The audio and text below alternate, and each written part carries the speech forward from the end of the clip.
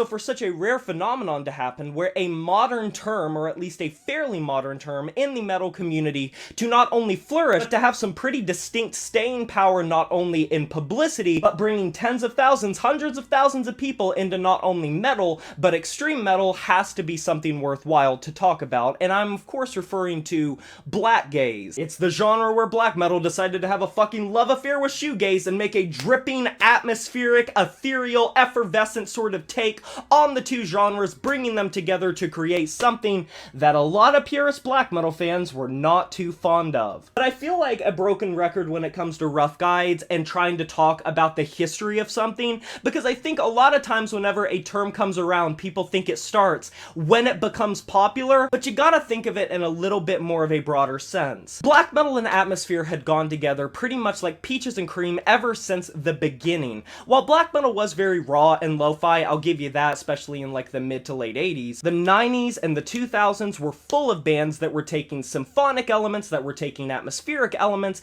and putting them together with black metal in a way that you could kind of classify at points, I will just say at points, as Blackgaze. Evil Feast, Bluedos Nord, Summoning, Burzum, The Ruins of Beverus, Nagura Bunget, these were all bands that in some capacity incorporated the concept of atmosphere in a very shoegaze way into their music. It just wasn't in the way that a lot of people thought it would be in the 2010s, when bands like Death Heaven and Alcest came around and took the metal world by storm.